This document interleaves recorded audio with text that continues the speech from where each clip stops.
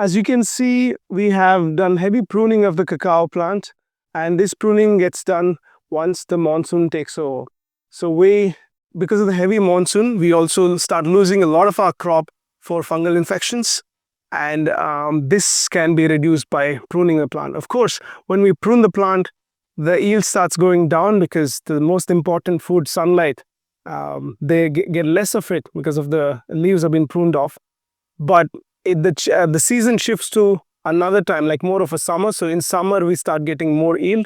And when the rain comes, the yield drops down. At the same time, we prune. So if you ask me what's the right time to prune, I would say maybe 1.5 to 2 months after the monsoon starts. So in our case, end of July and the beginning of the August, we start pruning them.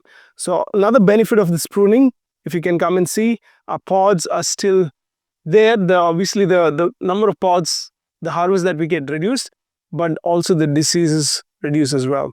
It is the heavy organic matter which becomes the food for the fungi.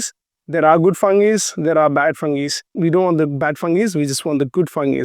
For example, we use a consortium of biofertilizers, fungi and bacteria called the Varanasi composter, wherein we have Pseudomonas, Trichoderma, Bacillus megatherium, Circulens, and Azotobacter and Aspergillus. So this helps this pruned organic matter to get back into the soil, and we put it on the base of each plant like this, which becomes the nutrient for this plant within a matter of 2 to 3 months.